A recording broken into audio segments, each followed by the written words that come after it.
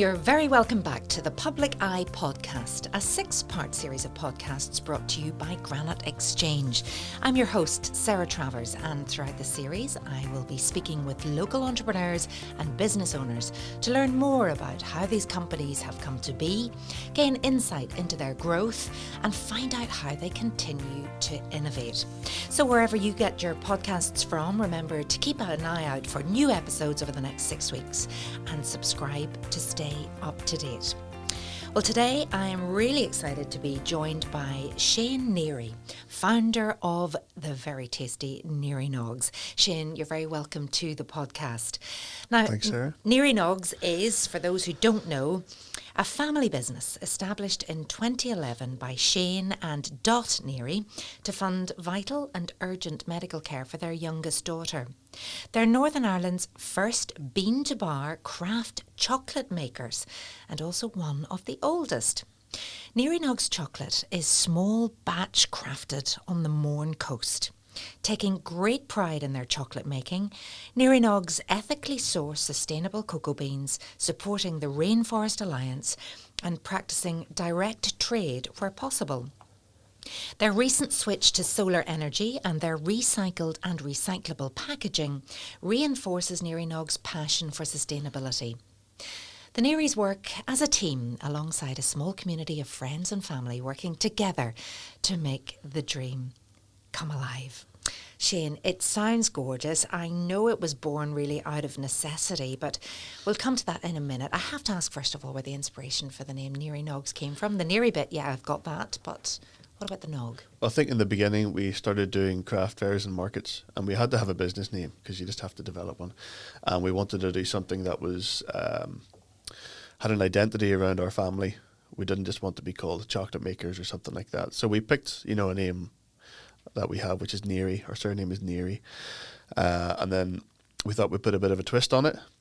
So I remember that when I was growing up, my dad used to write children's stories, little stories he made up about a group we called the Neary Knox. They lived in like a Narnia kind of land, and went on wee adventures and stuff like that. So he used to illustrate these wee books, but he never published them. And the Nogs, part of Neary Knox, comes from the Gaelic word Tiernanog, which is like the land of the eternally young or the youth. So really, the Neary Knox word is about family and children and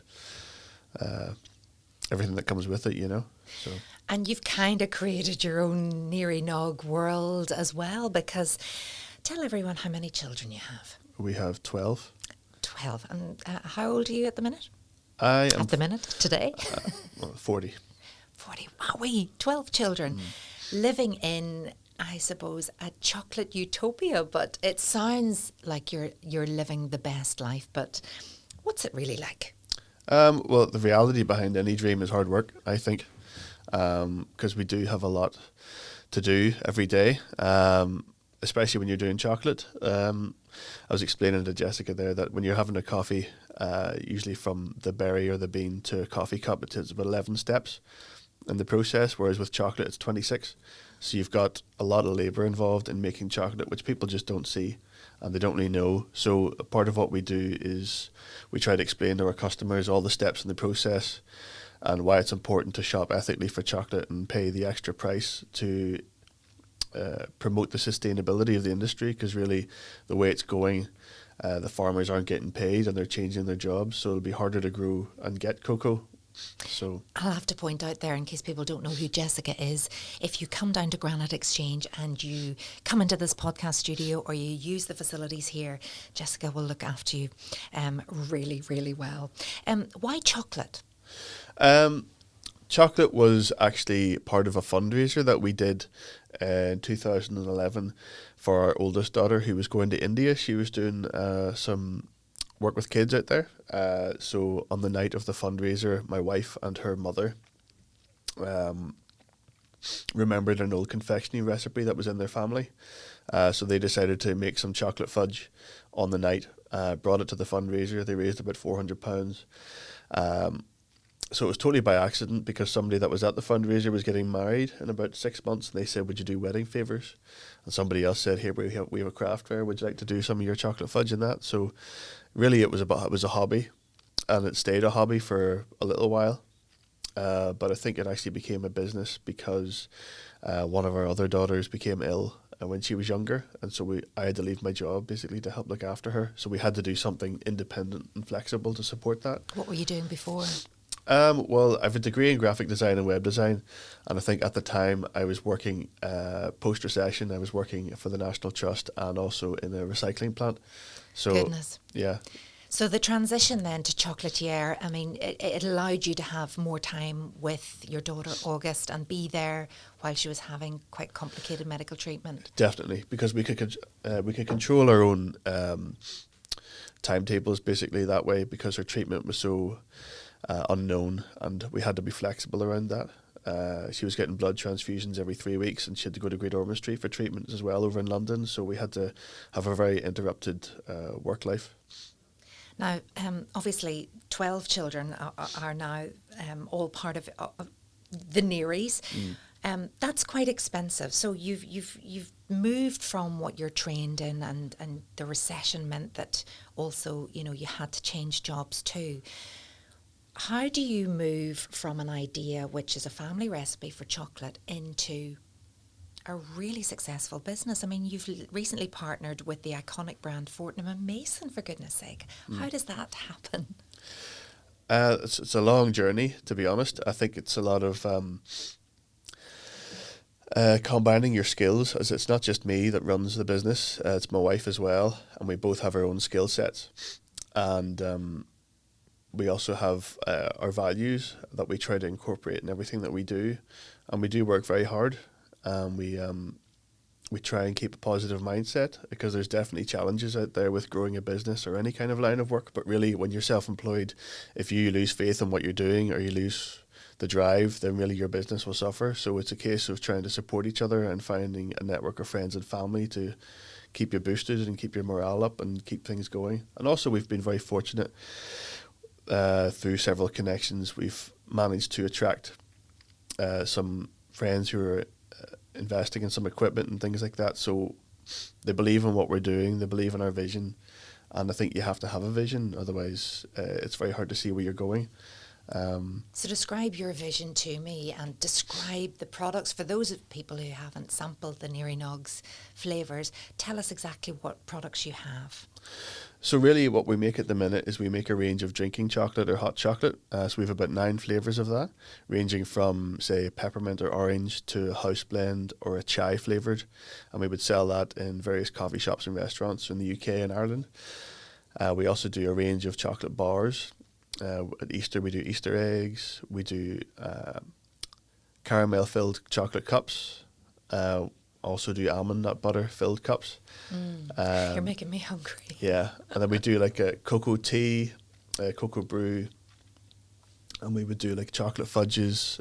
We've kept the original, very first ever chocolate we've made at the fundraiser. We still make that one. The chocolate fudge. Yeah, it's a sea salted chocolate fudge now.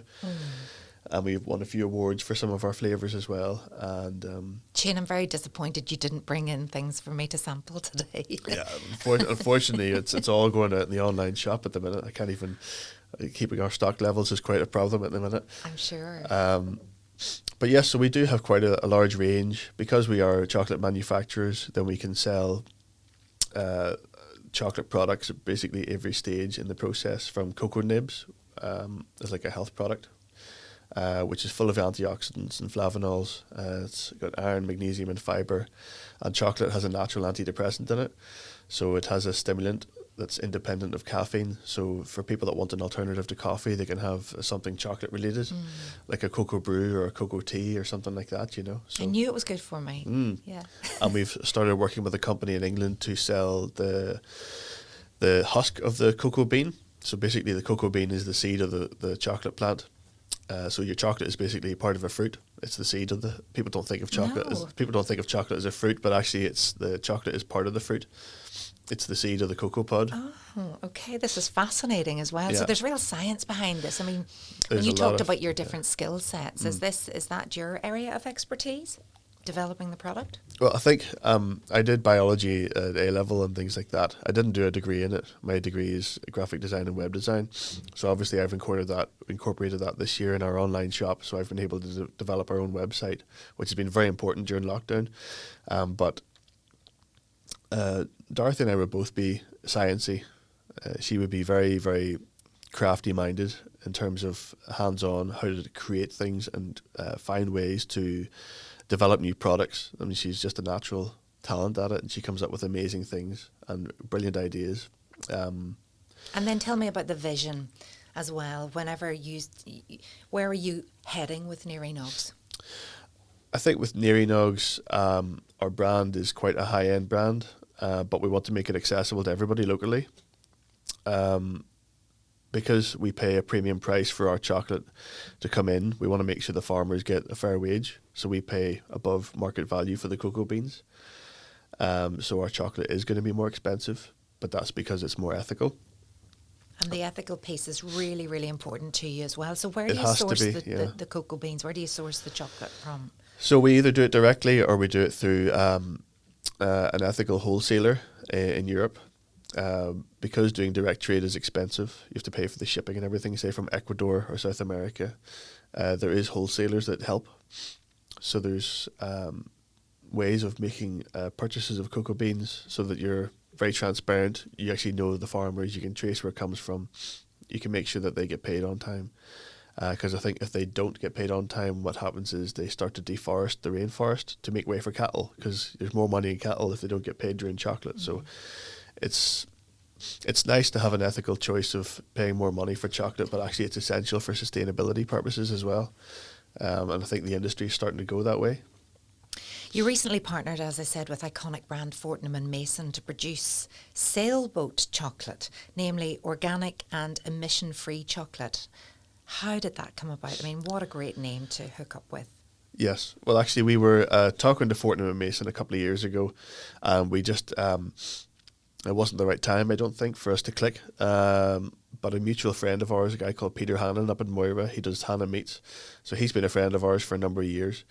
And so I just basically knocked on his door one day and said, here, can you put me in touch with somebody at Fortnum's again? I think we need to reconnect. So earlier this year, we reconnected with them. And we happened to be getting solar panels installed in our chocolate factory in June this year. So I mentioned it to Fortnum's and they said, hey, we've got a project, there's a chocolate that's coming from Grenada in a solar-powered chocolate factory over there. Oh. And so there's a big boat, a tall ship called Tres Hombres, and it was sailing across the Atlantic. So they said, would you guys like to join in on this? Because we don't have anyone in the UK that's a solar-powered chocolate factory to process this stuff. So, perfect. So we had a lot of legwork to do. We talked to Jerry Brennan from the Neary-based charity Silverly Light, who has connections in the sailing boat world. So he was able to help us get a boat to connect with, and we had arranged for rowboats to go out and meet this ship when it came into dock to offload the chocolate. Oh. And then we arranged a horse and cart to come pick it up to our chocolate factory. So a horse and cart? Yeah. So we tried to keep the no engine policy where possible. I think it was just in keeping with the theme of a carbon neutral footprint. That's absolutely incredible. And I believe there's a great video I'll have to watch at some stage. Where can we see this? Yes, so it's online. It's on our Facebook page or our Instagram page. It's a short video. It's about a minute long. Mm-hmm. Really, you could do an hour-long documentary and the whole thing, but it was a nice little snapshot into what's possibly to come in the future. Absolutely. I think there's a great documentary in everything that you do. What has this linking with Fortnum Mason done for you for business, do you think? I think it's this year has been phenomenal for us. People are looking to shop more local. They're looking to spend their money more wisely and more ethically, and they want to develop their local commerce more. So we've had a lot of local people investing in our business in terms of sales. Working with Fortnum's has attracted attention for us. Basically, if we're good enough for Fortnum's, we're good enough for lots of places. So Brian Thomas have been on the phone as well in Dublin. Brilliant. So that's good. Yes. So we're hoping to be working with them in January. But no, they're a lovely team to work with, Fortnum Mason. They're very easy to talk to. Obviously, there's a high bar there in terms of standards, which is fantastic. But, they're very easy to work with and very approachable. This podcast is sponsored by Granite Legal Services, a niche business and immigration law practice located in the heart of Newry City. Granite Legal Services provides legal advice to both individuals and companies alike across a wide range of industries, from employment, commercial or corporate law matters to immigration law. Granite Legal Services focuses on providing legally sound, practical advice to its clients. To get in touch, visit www.granitelegalservices.co.uk or email us at inquiries@granitelegalservices.co.uk today. It's definitely all about who you know, and is networking hugely important when you're starting out in a business? Yes. Especially maybe, what's it like for an artisan food producer like yourselves? I guess I believe that it's impossible to be successful on your own. I think it's a myth that in this world you have to make it by yourself. I think it's impossible. I think you do need everybody to help where possible. And if you can get someone to help you do something, then do it. Don't be stubborn and try and do everything yourself, because it's not going to work. You just need to get help where you can. What have been the biggest challenges getting started? Well, we were starting doing something that really was pioneering for us and in the country. There was nobody else doing it. So really, there was part of that was a thrill. Learning how to make chocolate from scratch was something that we were never taught. We just had to learn it. And part of that was fun, but also making a business out of that was hard. So sales was hard, but... Why was it hard? I think because people didn't really understand what we were doing. Why is your chocolate different than anybody else's? Why is it more expensive? You know, people would see our cocoa beans at the Balmoral show and they would say, is that nuts? You know. So how did you change what you were doing to make sure? I mean, it sounds like there was a bit of a lack of understanding for the market, maybe. I think so, yeah. Maybe the market didn't understand you, but was communication key, and how you branded and how you sold the story? Yes, you're bang on. Communication is just huge, because it just helps people understand exactly what your vision is, what you're trying to achieve. Do they want to buy into it? And also, trying the product is everything. You know, we can talk about chocolate, we can talk about this and that and the other and the ethics of it all, and it's fantastic, but to try chocolate that's made straight from the cocoa bean, it's a superior quality chocolate. It's not like the chocolate that you would buy on the high street in mainstream brands or big industry, because there's more care involved. The quality of the product is made low and slow. It's roasted at an appropriate temperature so it's not burnt. It's been stone ground for say 2 or 3 days as opposed to 8 hours, so it's smoother, it's not bitter, which people are always shocked at. They think, sure, dark chocolate's bitter, but actually it's not. If you actually process it right, it's actually quite smooth. So yeah, I think that communication, as you talk about your vision, is important, but also people trying the quality of your product is a good advocate as well. Do you have to get qualifications to become like a chocolatier, you know, like a connoisseur of these fine things? If there is, I haven't got them. Don't say that, but you're learning by experience and trying. I think there is. There's definitely courses you can do to perfect your skills. And you can glean off other experts, and you can learn things that you just, from other people that have been down the road before. You're absolutely passionate about your subject, and it's about communicating that passion to others, and you're all about the taste and the experience now. And you know, the words "I own a chocolate factory." I mean, what's not to like there? I think the majority of people love chocolate. How are you going to allow people to come and experience what it is you're doing? Okay, so our workshop at the minute, we're based in the Mournes, and we've been able to buy a space in 2018 which has enough room for people to come and visit us. We would love to open up for retail post-COVID, and we're also developing our tour experience, part of our business this year. That sounds gorgeous. So tell me about, it's like Willy Wonka's really, isn't it? So really we're going to be able to invite people into our workspace. They're going to get a tour of our workshop. We'll talk them through the whole process of making chocolate, all the different elements that go into crafting quality products, and sampling, of course. You can't invite people to a chocolate factory without samples. So there'll be some tasting sessions of the different percentages of chocolate, different origins, talking about how chocolate is actually a fruit, and it's like wine or coffee. It has different flavours depending on where it's grown.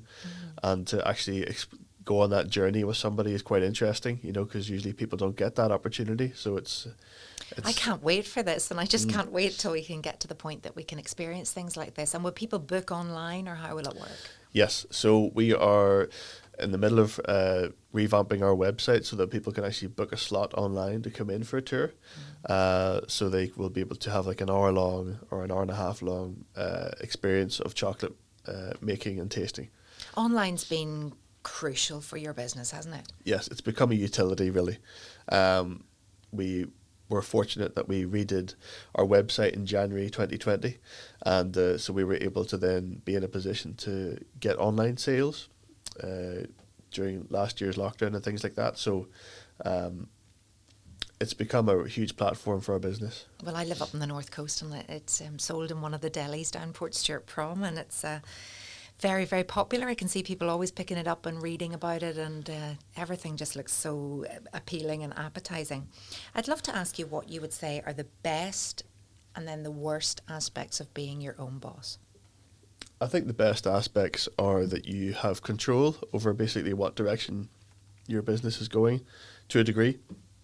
You get to have the benefit of seeing something successful that you've helped make, and that's its own reward in itself, which is fantastic. And also we get to choose then to have family working with us or friends working with us or who we choose to work with. And so you're never short of chocolate tasters, really?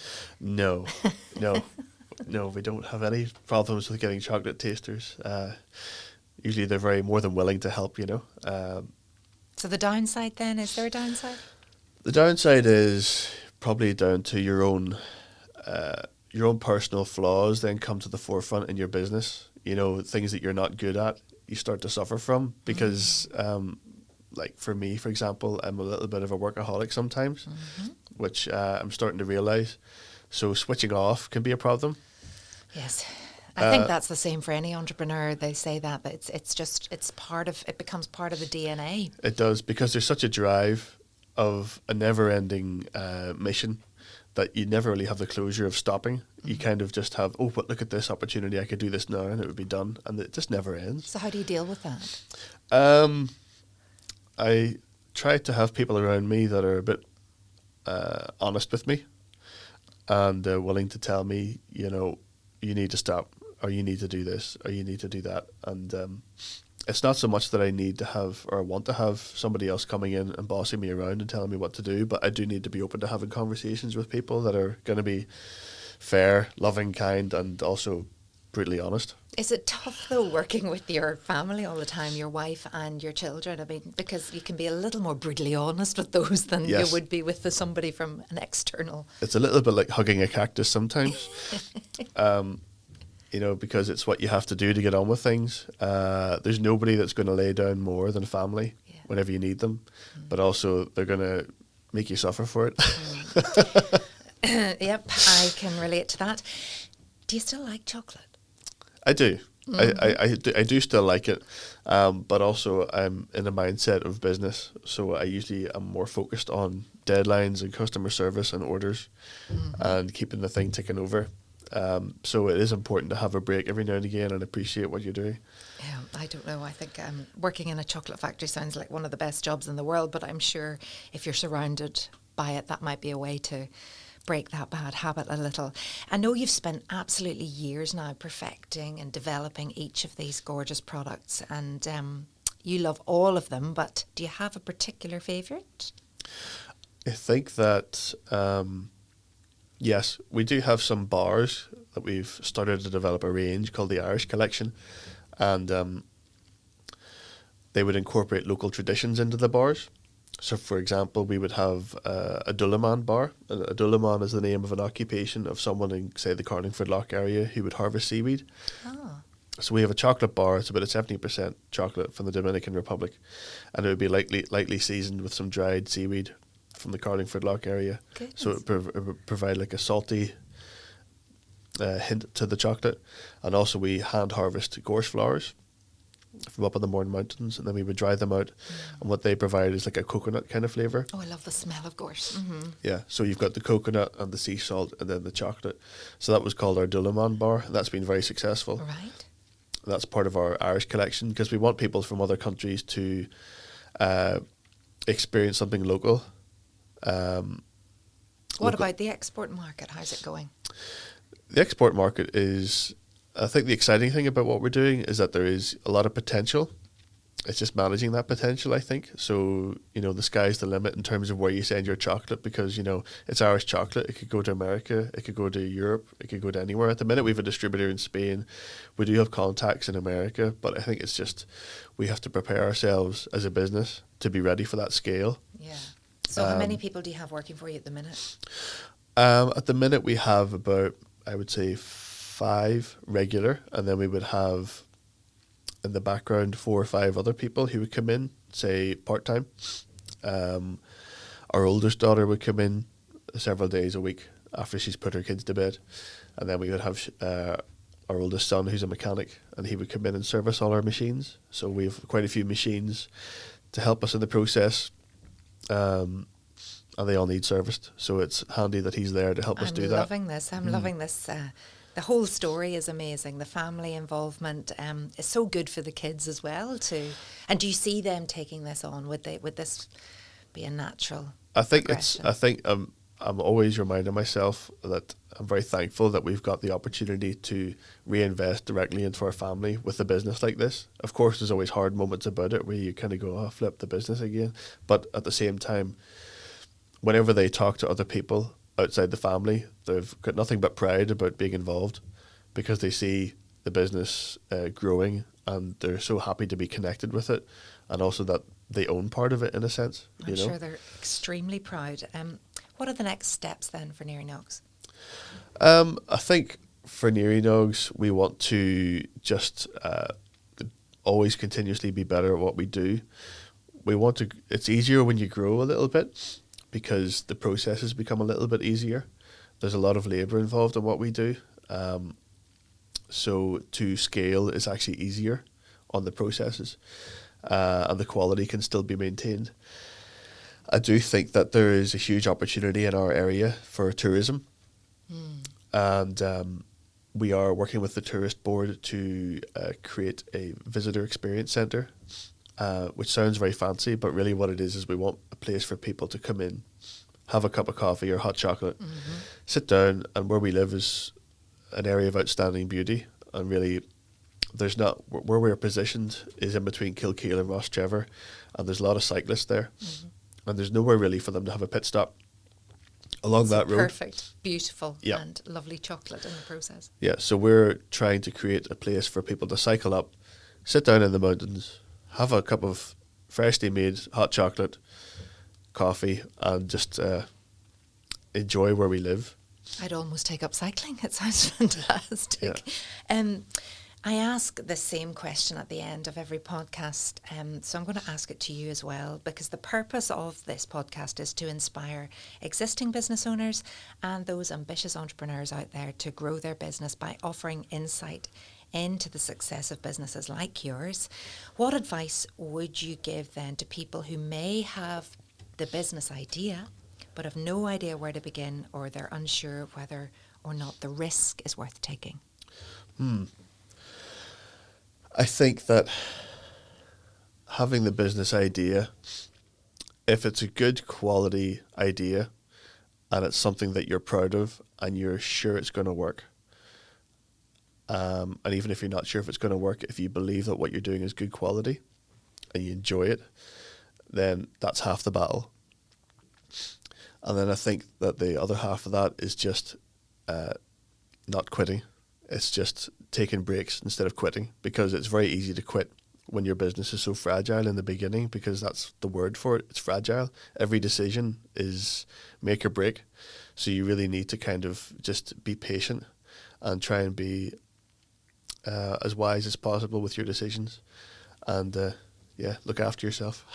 Yeah. You take that on board now, won't you, Shane? It has been an absolute pleasure. Shane Neary, founder of Neary Knox, our latest guest on the podcast. Thank you so much, Shane, and good luck, and I can't wait to visit. So that's it, folks.